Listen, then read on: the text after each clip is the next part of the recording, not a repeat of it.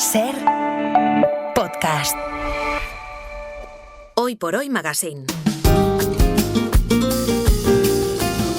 Ser podcast. Hace 7 días hubo edición express del Rincón y la Esquina por las urgencias informativas derivadas del gran apagón. Estaba previsto que Marta Sanz y Manuel Delgado hablasen de lo que hacemos aquí y hemos dejado de hacer con las manos.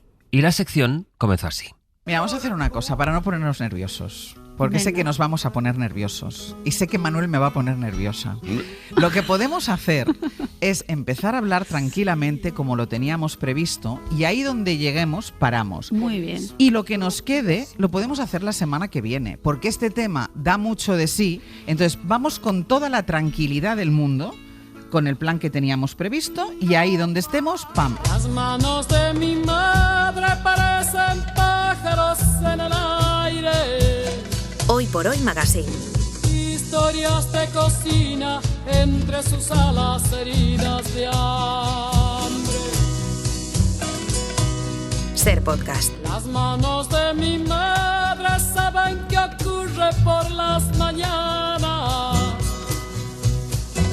Cuando amasa la vida, horno de barro, pan de esperanza.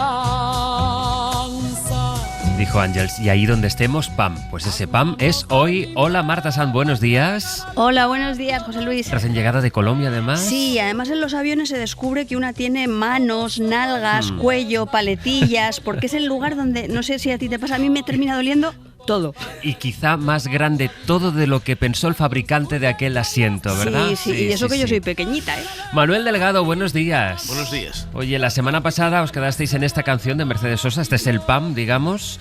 Ahora comienza Las Manos, segunda parte, que dicen que nunca fueron buenas, pero aquí hemos venido a impugnar eso. Hemos tenido, Manuel, una semana para repasar, así que esto hoy tiene que quedar perfecto. Bueno, como siempre, queda redondo y en ello nos empeñamos con éxito, eso espero. Pero yo sí que es verdad que no he dejado de pensar en las cosas que nos quedaban por decir, no únicamente en las que estaban previstas, sino en otras. Y de pronto, pues no sé, me ha venido a la cabeza una película de Francesco Rosi que quizás algún oyente recuerde, de los años 60, cine político, Las manos sobre la ciudad, que es una película sobre las mafias inmobiliarias, y perdón por el pleonasmo, en Nápoles, ¿no? Y me he acordado también de Umberto Tozzi, una canción que se llamaba ¿Para qué sirven las manos? Bellísima.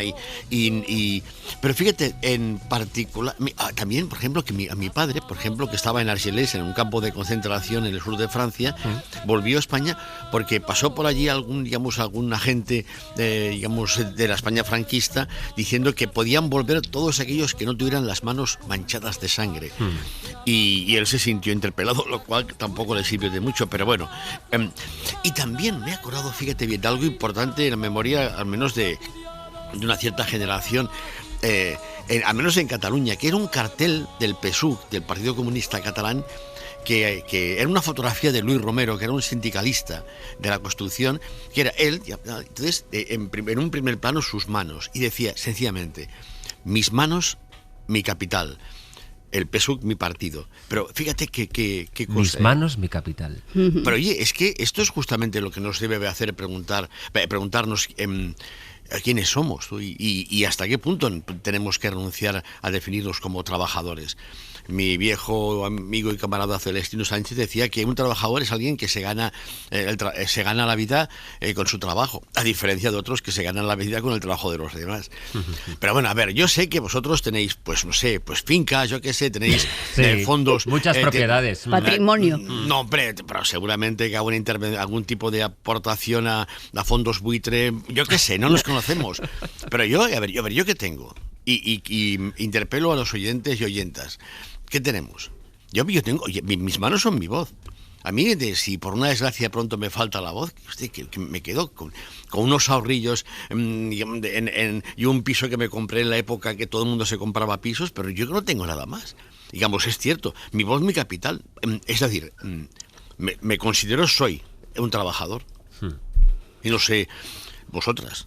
No, yo sí, yo igual que tú, mis manos son mi voz, no solamente por la radio, sino porque es verdad que dentro del trabajo de la escritora estamos todo el día hablando de de las cositas que hacemos en montones de lugares. Entonces mis manos son mi voz y mis manos son mis manos, porque yo también las uso para escribir. ¿Tú crees, Marta, que es añoranza el hecho de darle un valor especial a las cosas hechas con la mano? Yo creo, no es exactamente añoranza. Yo creo que en el periodo de la industrialización y de la producción en serie, los objetos hechos a mano se revalorizan y adquieren un prestigio social. Muebles, zapatos, bordados, mucho objeto religioso. Los trajes de novia bordaditos, con las esas de Swarovski, 1 a 1. Ayer vi una película preciosa en nuestra plataforma preferida que se titula El Sastre, que es una película griega donde hay un sastre que él se reconvierte. Y además es que se promocionan ese tipo de productos como con un valor especial de hecho a mano. Totalmente, esto tiene más claro. valor. Entonces adquiere una dimensión exclusiva y casi sagrada. Lo que sí que es verdad es que yo pertenezco a una generación que es un poco mayor que la tuya, no sé si un poco mayor que la tuya. No sé si a ti te habrá pasado o no, un poco mayor que la tuya y un poco menor que la de Manuel. Estamos ahí en eso. Que lo que hemos hecho es convertir el trabajo manual en manualidad. Muchas veces los trabajos manuales para nosotros se convierten en hobby, en pretecnología y a menudo en técnica de relajación. Yo conozco a mucha gente que hace punto, ganchillo, no porque tenga que hacerle unas braguitas a su nieta, como pasaba con mi abuela, que me hacía las braguitas de perlé, sino porque lo que necesita es relajarse con la mecánica del uno del derecho, uno del revés, estar allí como compartiendo una actividad que le permita abandonar las rumiaciones y los pensamientos oscuros. Entonces, como decíamos el otro día, es como si pasáramos de ese homo faber que utiliza las herramientas para relacionarse mejor con su entorno al homo ludens, pero lo que ocurre aquí es que la pulsión, la necesidad del ludens deriva de la insatisfacción del faber, es decir, de la precariedad y de las angustias laborales que provocan un tipo de insalubridad, yo creo, mental, nerviosa, que nos pide volver a las cosas que hacíamos con las manos, pero no desde un punto de vista práctico, sino recreativo. En mi barrio hay un sitio para hacer tacitas de loza y para pintar caritas en las tacitas de loza. Hay talleres de caligrafía china que tienen un éxito sensacional, ¿no? Es como si volviéramos a esas actividades que requieren paciencia, lentitud y que son un contrapunto a esta aceleración en la que estamos todo el día metidos. En el que hubo esa fiebre de pintar mandalas también. También, sí, aquello que hacías con la mano tal que cual. no solo te relajaba, sino que te conectaba también un poco contigo mismo, ¿no?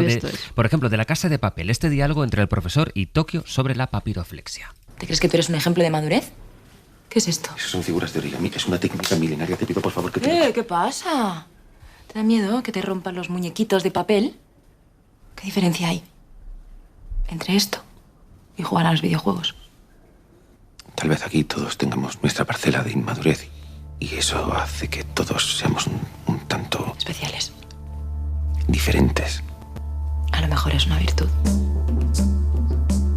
¿Tú, Manuel, eres manitas o manazas? Bueno, yo a veces firmo Manuel Delgado, con A, con lo cual en el fondo me hace pensar que sí que hay... Oye, ¿qué es un manual? Es interesante, porque tiene que ver justamente con la mano. Hay libros que son manuales. Bueno, a ver, una vez mi padre me lo dijo cuando yo era pequeño, me dijo: Manolito, eres un inútil. Y creo que me marcó irreversiblemente porque es una profecía que se ha acabado autocumpliendo. ¿Sabes que yo repetí algunas asignaturas, pocas de bachillerato, y una de ellas era trabajos manuales? Es que imagínate ir a recuperación en tercero de primero y segundo de trabajos manuales, que además realmente lo copié, porque yo ya que tenía 14 años y había unos chavales de 10 o de 11 que nos hacían hacer como una especie de cosa con corcho y tal, y con palillos, y te lo juro, le dije al chaval: oye, hazme esto, que es que no sé cómo se hace. Y el chaval me lo hizo, porque es que realmente soy una persona tremendamente incompetente. O sea, digamos, soy muy manazo, soy realmente un inútil. Y además, fíjate tú, ahora me viene a la cabeza una cosa que veía cuando era, bueno, creo que niño, por televisión, claro, que no sé si alguien recuerda. Había una especie, digamos, de signos de interrupción, de como videoclips en la televisión, que era Manos Mágicas. ¿Alguien no os recordáis de esto? manos mágicas, pues bueno, pues me ha venido a la cabeza porque en el fondo hablamos de precipitación. A ver si hacemos un poco de memoria. Manos mágicas le dirán la forma de aprender. ¿Era esto, no, Manuel? Sí. Oye, ¿sabes que viniendo esta madrugada a las 4:30, que es mi hora bonita y mi hora creativa, le he pedido a Severiano a ver si podemos conseguir una cosa que me tiene que ver con lo que estaba en deuda conmigo mismo a la hora de hablar otro día. Mira, lo voy a dejar aquí para que así lo cebemos. Eso que le has pedido, Severino te lo ha concedido, pero eso será después de la pausa. Algo pasa. ¿Qué es? ¿Quieres saber lo que pasa? Mis manos. ¿Tus manos? Tengo unas manos pequeñas. Son manos de niña. Yo también. ¿Y qué importa eso? ¿Qué importa? Por muy buen boxeador que llegue a ser, por muy bien que pelee, nunca podré enfrentarme a Joe Louis. Claro. Él es peso pesado y tú peso medio. Nunca tendré la oportunidad de enfrentarme con el mejor. ¿Y sabes una cosa? Yo soy mejor que él. Y nunca podré demostrarlo. Hoy por Hoy Magazine. Ser Podcast. Por si el tiempo me arrastra a playas desiertas, hoy cierro yo el libro de las horas muertas. Hago pájaros de barro. Hoy en El Rincón y la Esquina insistimos en las manos. Hablamos de lo que hemos dejado de hacer y lo que seguimos haciendo con ellas. Quizá pájaros de barro. 900, 100, 800. Pueden remontarse al tiempo de sus abuelos, pero también queremos que se fijen en lo que pasa hoy. ¿Qué han dejado de hacer a mano? ¿Qué siguen haciendo con ellas cuando casi todo se puede comprar? Son unos manitas, son unos manazas. ¿Tú, Marta, qué eres?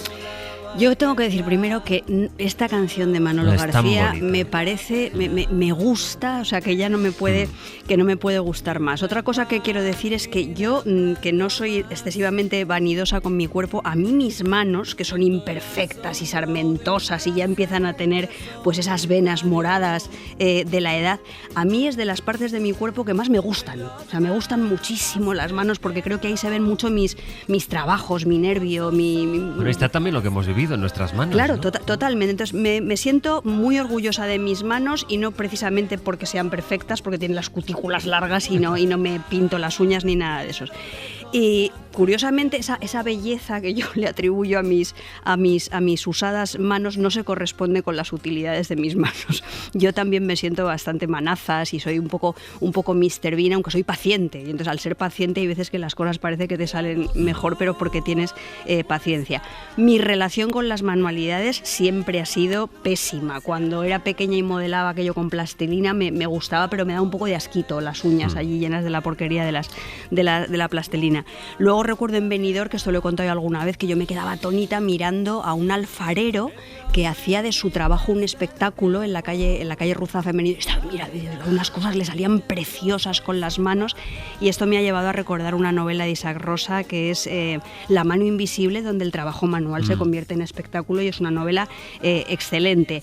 Me acuerdo de mí misma bordando manteles de cadeneta, primero un mantelito individual que le hice a mi madre, tela verde, hilo blanco, luego me atreví más y quise bordarle un mantel enorme a mi tía, tela azul clarito, hilo azul oscuro. Este no lo acabé jamás en mi vida. He hecho, yo qué sé, hojas de almendro con cerillas, de estas que eran botellas, de estas con fotos pegadas, objetos horrorosos, de esos que nos hacían hacer precisamente el Día de la Madre, y que se llenaba la casa de unas cosas que cómo es posible que tengan estas aberraciones, y que las madres yo creo que las ponían en casa porque si no nos cabreábamos muchos.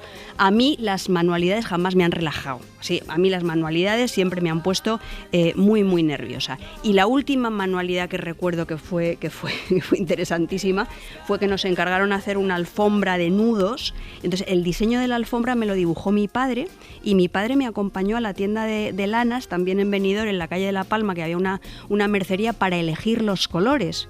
Y la señora de la tienda flipaba de que fuera mi padre el que me acompañaba a elegir los colores. Yo le asignó una orientación sexual que no era la de mi padre, y es verdad que mi padre era el que siempre tuvo más sensibilidad en casa para los colores, los estampados, claro.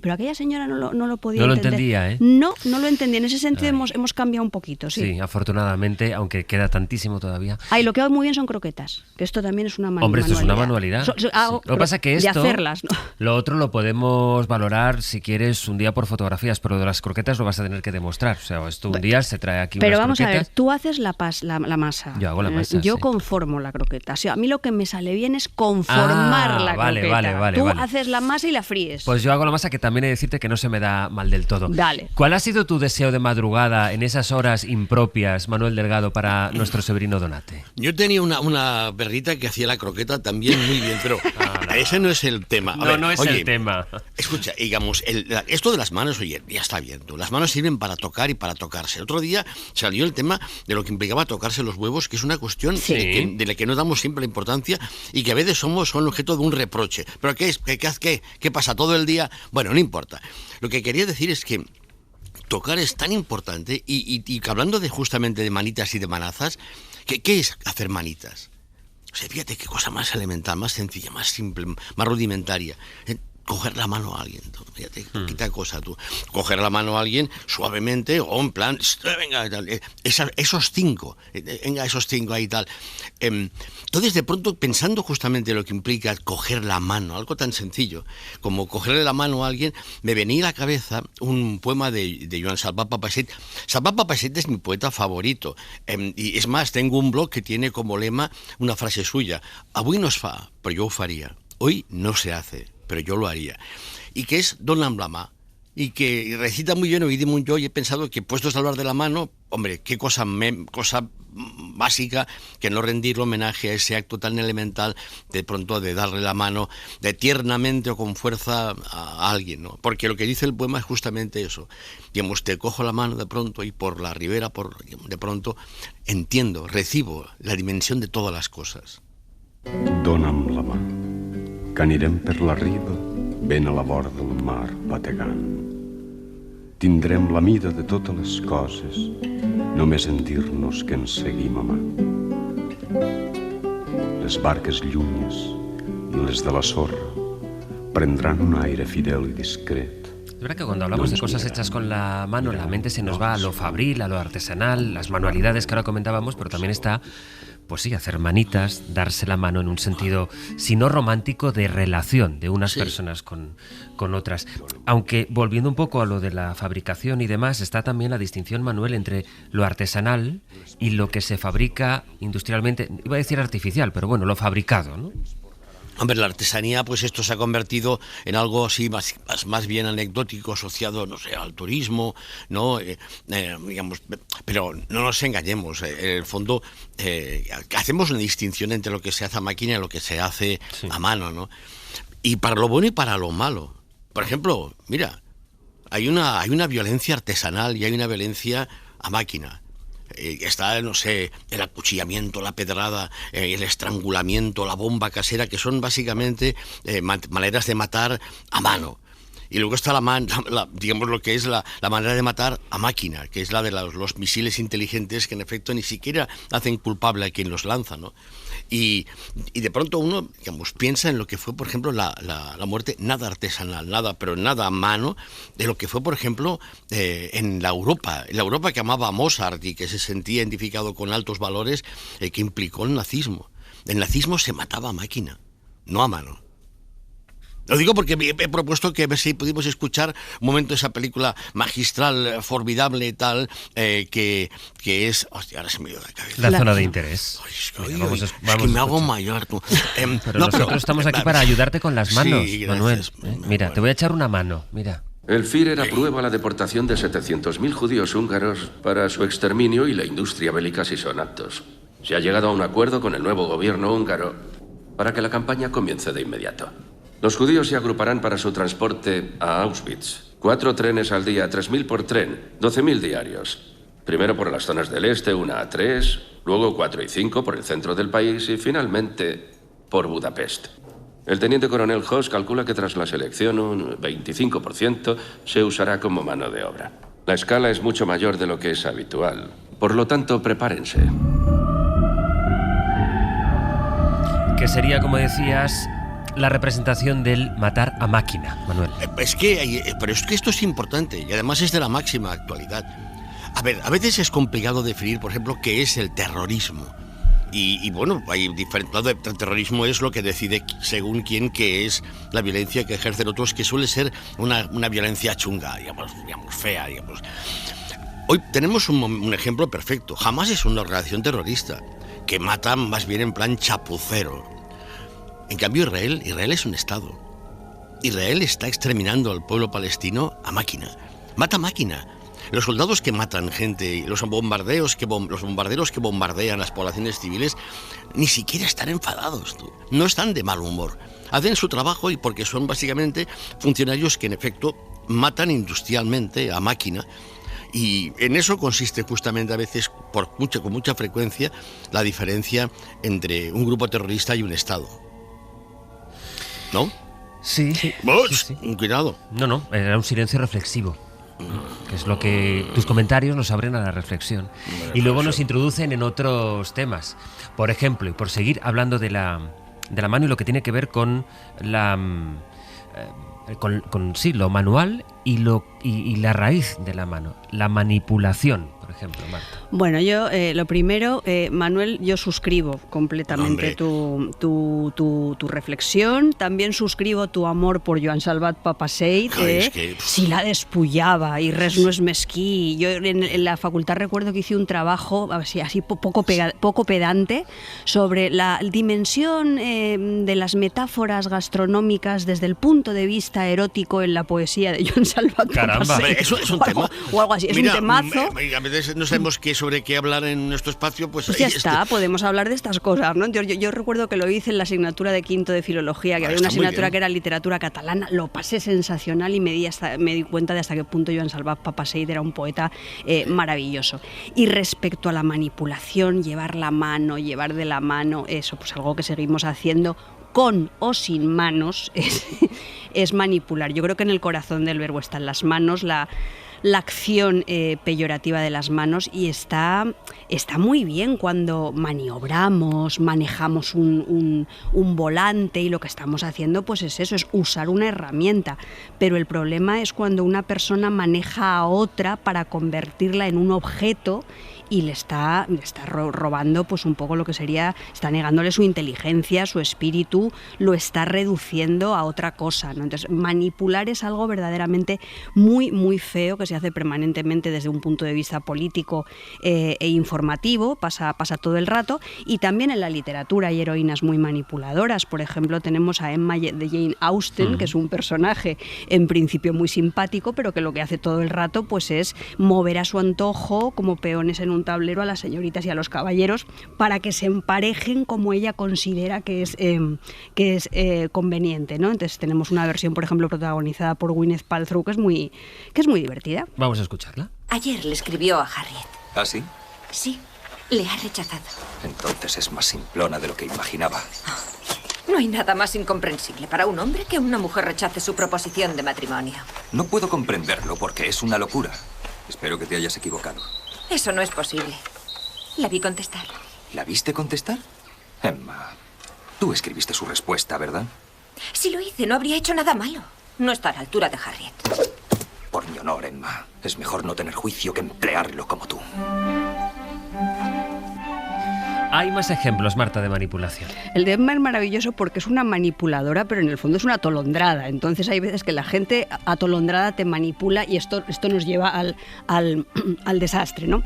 En las grandes tragedias shakespearianas hay muchos personajes muy manipuladores, desde Iago en Otelo a Lady Macbeth, ¿no? Lady Macbeth es una gran manipuladora, y esto nos lleva a pensar cómo las mujeres manipuladoras, más allá de lo que podría ser una lectura misógina, España son un clásico. Como supuestamente las mujeres no tenemos fuerza, no tenemos representatividad ni poder público suficiente que nos legitime, lo que hacemos es convertir a los hombres que nos rodean en instrumentos, en manivelas para imprimir energía a nuestras acciones. Entonces, esto es muy, muy reconocible en la literatura. Hay muchos personajes femeninos inteligentes, opacados por la sociedad en la que viven, que se valen de los hombres como instrumentos para lograr sus fines, lo cual habla no de la maldad de las mujeres, sino de lo asquerosa que es la sociedad, que esto también cabría analizarlo desde este punto de vista.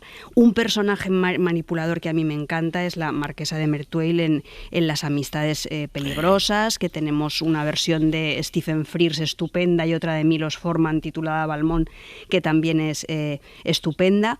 Se produce la manipulación también desde condiciones de desventaja social, aparecen grandes abyectos manipuladores que están en desventaja, como, no me acuerdo cómo se llama este lacayo de Downton Abbey, pero había un lacayo que era un manipulador estupendo. Y luego hay un clásico de la literatura estadounidense que es Luella Miller, de Mary Wilkins Friedman, que es una novela cortita, un cuento largo de terror, donde una mujer extremadamente vulnerable, extremadamente dulce, muy, muy enfermiza, con sus estrategias de manipulación consigue anular e incluso enfermar e incluso matar a todas las personas fuertes que la rodean. En realidad es un libro que aborda la cuestión del vampirismo, lo que pasa que sin decirlo de una manera explícita. Tenemos a nuestra maravillosa Eva en Eva al desnudo, tenemos a Dan Draper en Mad Men, y luego, como casi siempre la realidad supera la ficción, pues hay un personaje bastante majo que se llama Rasputín. Rasputín, el monje loco, con Christopher Lee en el papel protagonista. Estáis muy pálida, Majestad. ¿Cómo os encontráis? Muy mal. No, mejor. De hecho, no lo sé. Creo que solo me encuentro bien cuando estoy contigo, Gregory. Sois muy amable, Majestad. No, es verdad.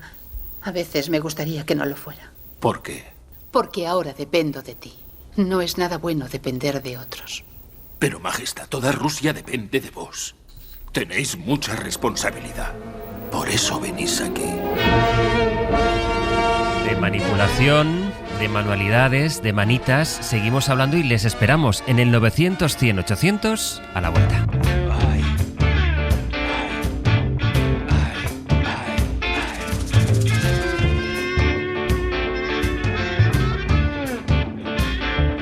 Se van acumulando molestias, me dicen que es de poca importancia, el sistema nervioso flaquea, voy perdiendo tolerancia, que falle el oído y la vista es algo común con la edad, me dijo un especialista y me clavó sin piedad, la crisis de los 40 la pasé tomando absenta. Aquí estamos con Marta Sanz, con Manuel Delgado en el rincón y la esquina, hablando de esto, de lo que está cantando aquí Ariel Roth, de las manos. Habla de las manos expertas.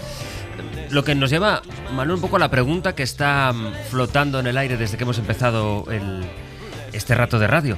¿Qué es artesanía y qué no es artesanía? ¿Es artesano todo lo que se hace con las manos?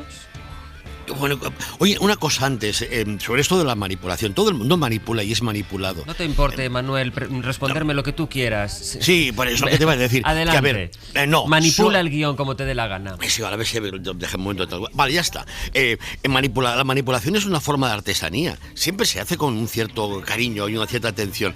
De verdad, a mí no me importa que me manipule quien yo quiero que me manipule. Es más, una vez alguien me dijo, creo que le están utilizando. Dijo, hostia, menos mal.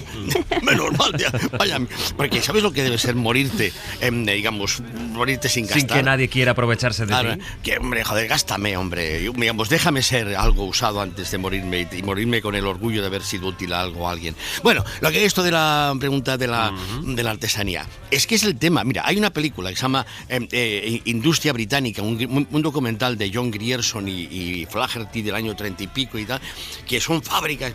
Y al final hay un momento que me parece especialmente conmovedor, que es cuando la voz en off te muestra artesanos y te los compara con la gente que está, digamos, en el torno, en la fresadora y tal.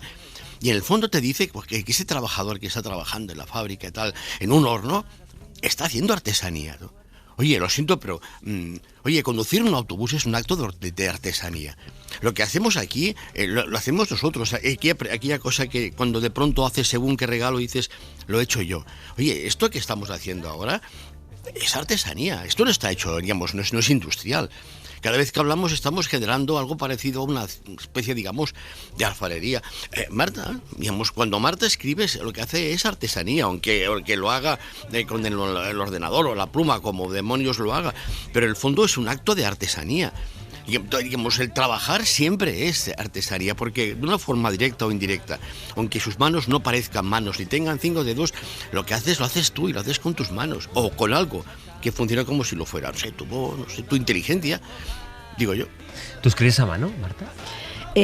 Pues tengo que confesar que sí. Yo todo lo literario, todo el trabajo literario que hago lo escribo en un cuaderno. Ahí puede haber ideas, puede haber poemas, párrafos, notas, tachones, y luego es verdad que vuelco esos materiales en la escritura del ordenador, y ahí da comienzo para mí un proceso de construcción literaria completamente diferente, pero el origen, si puedo, siempre suele ser el boli.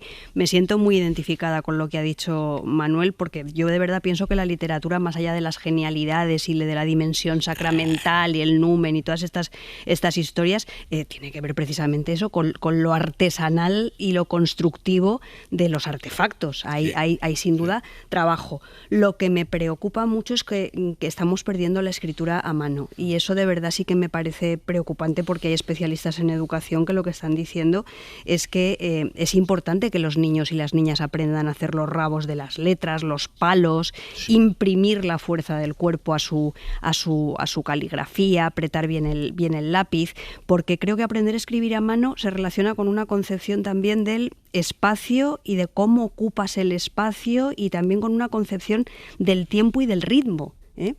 Vivimos en una civilización muy deslizante, muy rápida. O sea, no es lo mismo escribir con un ordenador que con una máquina de escribir, que escribir a mano y con buena o con mala letra. Y creo que esa resistencia que te opone la punta del boli con el papel, pues genera una forma de pensamiento probablemente más humana que la de las teclitas deslizantes. Acaban de estrenar una adaptación para mí muy buena de La buena letra de Rafael Chirves. Es una adaptación académica y austera como la propia novela.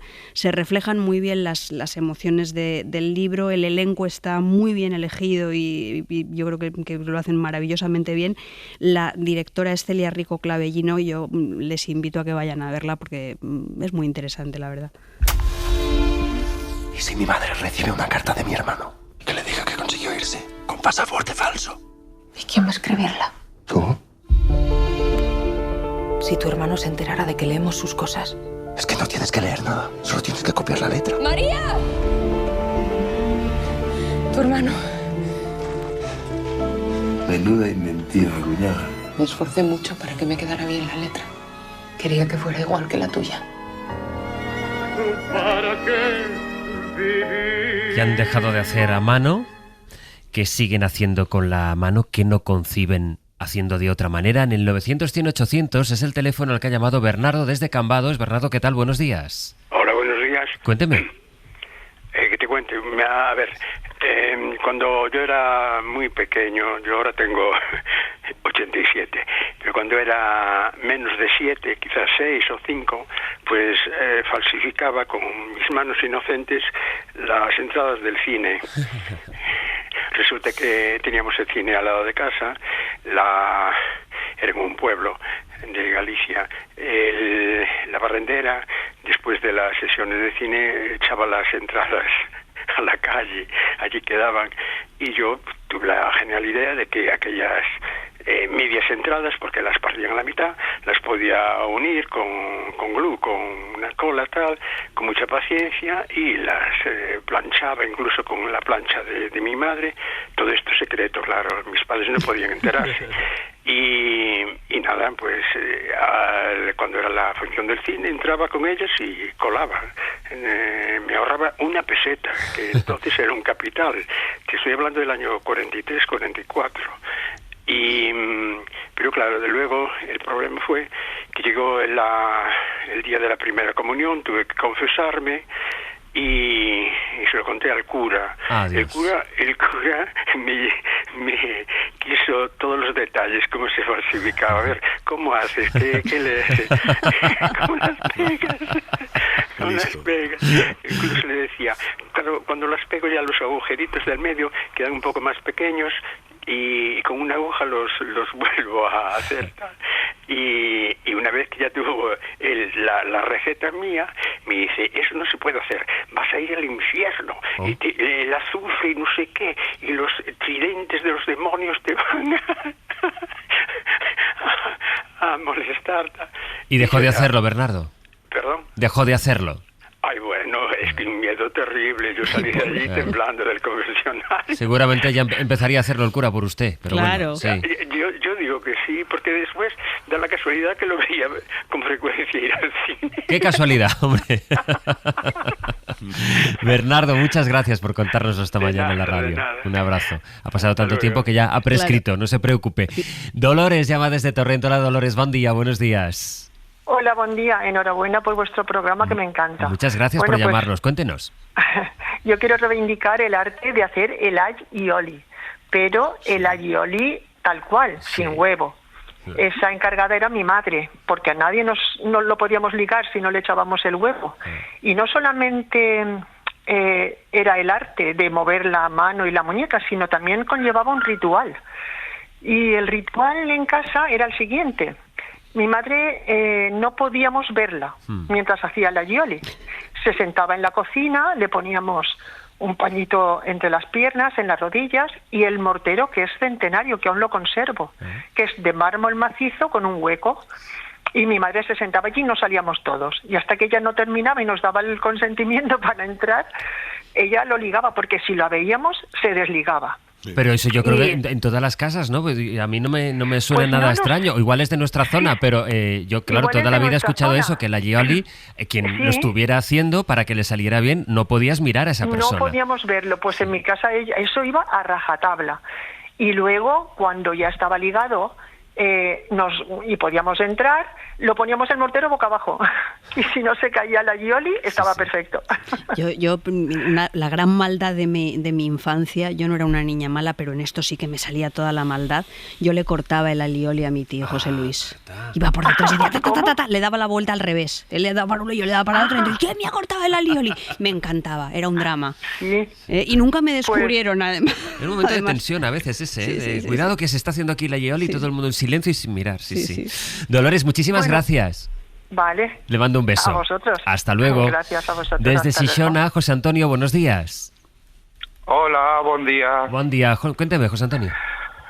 Pues mira, yo quiero hablar sobre el colectivo de protésicos dentales, ¿vale? Es una profesión poco conocida, pero se está digitalizando, entonces puedo hablar de dos cosas.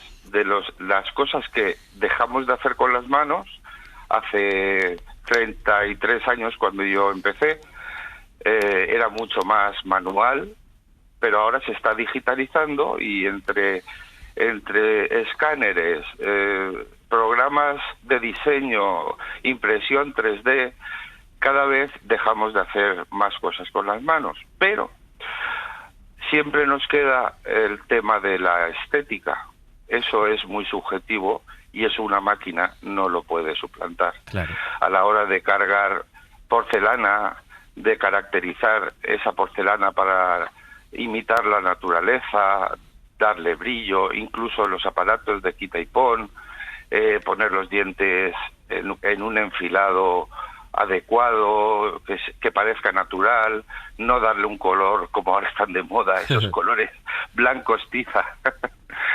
Entonces, bueno, pues yo entro en los dos sitios, en cosas que he dejado de hacer con la mano y cosas que sigo haciendo con la mano. Y sin embargo, siendo una profesión, José Antonio, la suya, de la protésico, muy, muy técnica, tiene una gran parte artesanal. ¿Es usted también un artesano? A mí me gusta decir que soy artesano, sí. Yo estoy especializado en en porcelana dental, soy ceramista, entonces cada boca es diferente. Hay que imitar al diente del otro lado para que no sea más largo ni más corto. Hay que imitar la naturaleza, el color,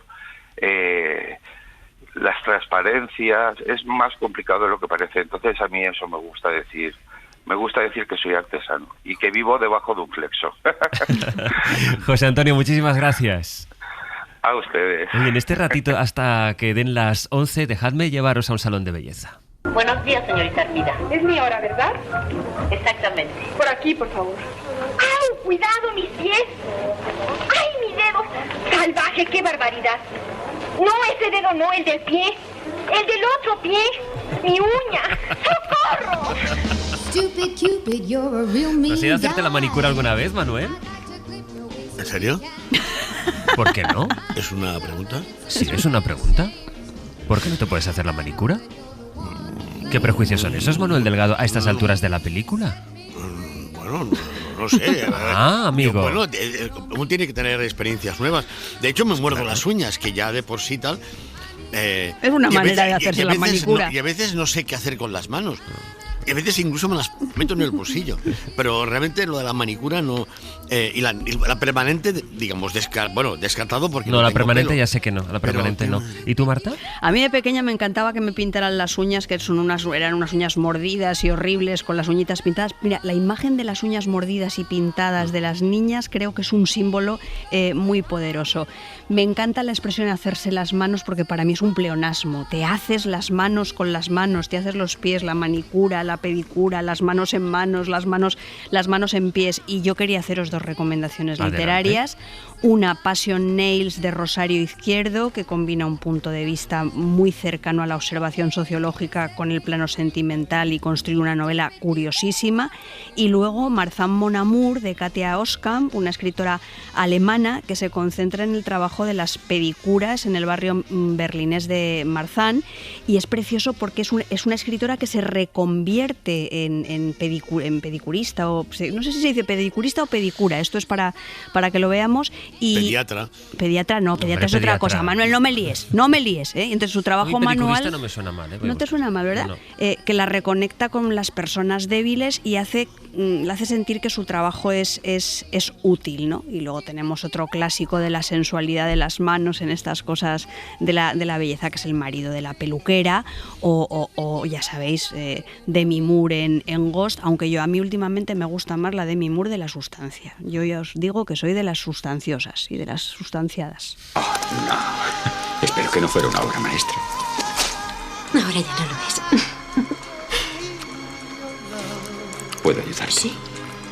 Pon las manos aquí, bien mojadas. Y deja que el barro resbale entre tus dedos.